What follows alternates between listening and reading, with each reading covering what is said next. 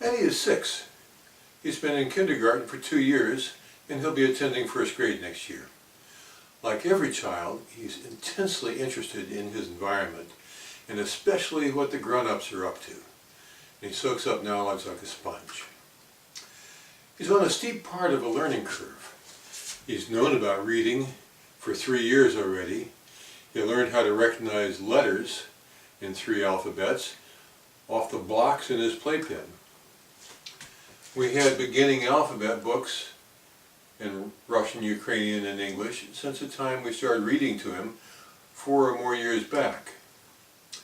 But this past year he's been increasingly curious about the meanings of things he reads. Signs we see on buses, the signs on a toilet, advertisements, everything he sees. He's tried to spell out the words. I encourage him, but I don't push him. When he gets stuck on a single letter, I'll give him a little bit of a hint, a sound, so he can complete what he wants to do.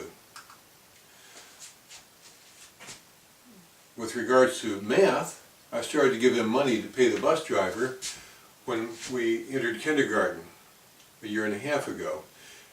The first thing he did was learn how to count the money, 4 hryvnia for the bus, now 5. Now he's learned how to compute how much change to expect and how to count the change. In the beginning, a kid's education depends on his own desire.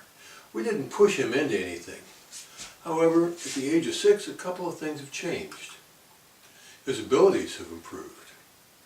But at the same time, he's also more inclined to resist. And resistance is not just regard to education. He asserts his independence by resisting cleaning up his room, bathing, doing the dishes, picking up his toys, and now reading or doing anything that looks like a formal lesson in arithmetic. Now we're lucky that he still retains a strong streak of childish naivete. He loves for me to read to him bedtime stories. He doesn't want them to be too preachy.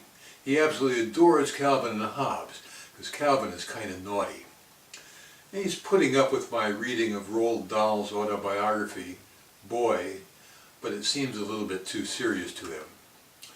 He loved 2 of Dahl's other books, Charlie and the Chocolate Factory and The Fantastic Mr. Fox.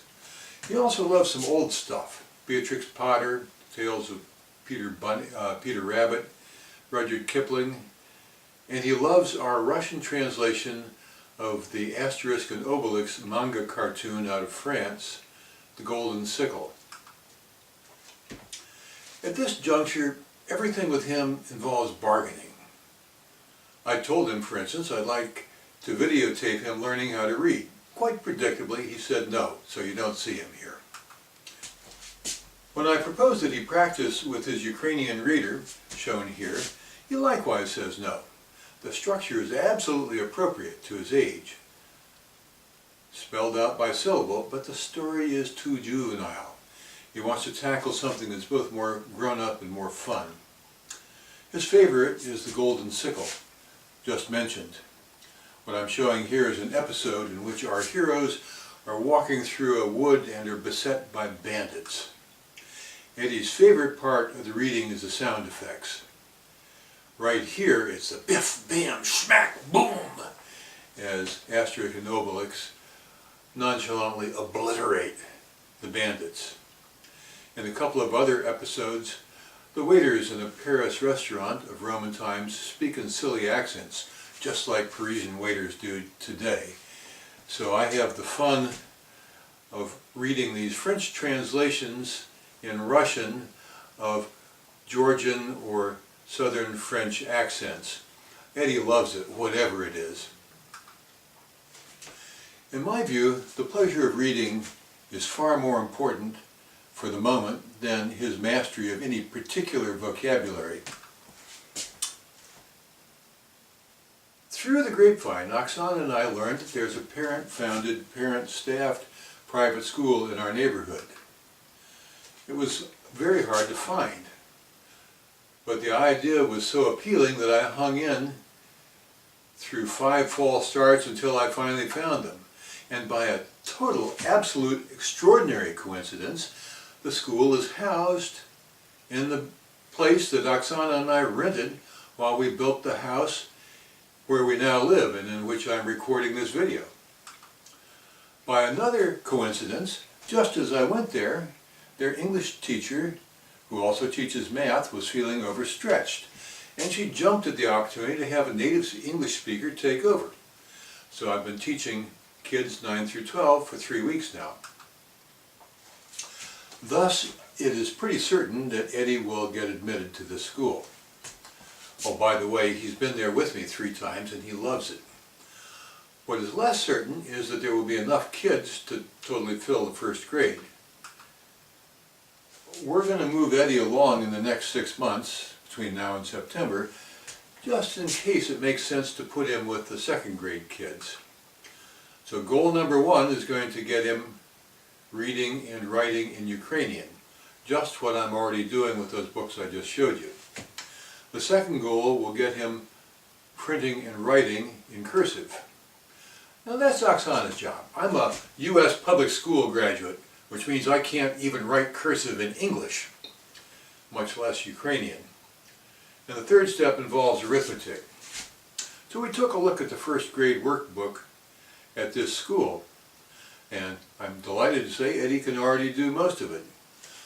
The last chapter deals with 2-digit addition and subtraction. I'm pretty sure we can manage that. Last night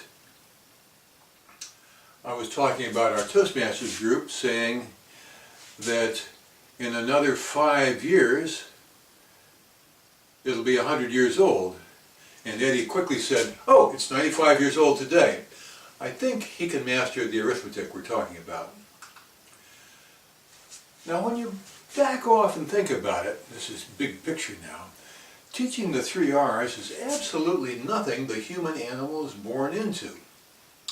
It took 7 million years of human evolution after we departed from the apes until about 200,000 years ago before we got to the point of using language. Modern languages are even more recent than that, most of them having followed independent evolutionary paths only over the last 20,000 years or less. And reading and writing were only invented about 5,000 years ago in the Fertile Crescent. Reading and writing were necessary to keep track of stuff, and there simply wasn't any stuff to keep track of prior to agriculture. So the first couple of thousand years, even after that, reading and writing were mostly used for practical purposes, like keeping track of stuff and writing down the great accomplishments of kings. And there were a few talented individuals called scribes that did most of it. It wasn't until the Greeks and Romans that people started reading for pleasure. See A History of Reading in the West for an account of this. At first they had slaves read to them, and then they gradually switched over to silent reading. Reading didn't spread to the middle classes until Gutenberg invented the printing press. Put another way, most of our ancestors were illiterate just 20 generations back. They were mostly also innumerate. Although the Greeks and Romans had known about Arabic numerals, they didn't come into general use until the Renaissance. Bookkeeping was also a major innovation of the early Middle Ages. Fibonacci, the guy who did the Fibonacci series, invented double-entry bookkeeping. And it had a major impact. Once the owner was no longer constrained by accounting considerations to travel with his goods, businesses could have their presence in more than one city at once. See Fritz Rohrer, The Medieval Town, for an account. Now, natural selection over the past few centuries has certainly favored numerate and literate people. Cochrane and Harpending, in The 10,000 Year Explosion, credit Jewish religious practice for having given them an evolutionary head start. They have to read as a religious practice, and the results of being literate are visible in Jewish progress today. Gregory Clark, in The Sun Also Rises, demonstrated that English families starting as far back as a millennium ago have retained social prominence to a much greater extent than you would have expected from the theory of social mobility. There was selection for literacy and numeracy. It's been strong and persistent. So getting back to the topic of the 6-year-old in question, my son Eddie, reading, writing, and arithmetic are not something that's woven into his genome or anybody else's. They are skills that have to be acquired by hard work.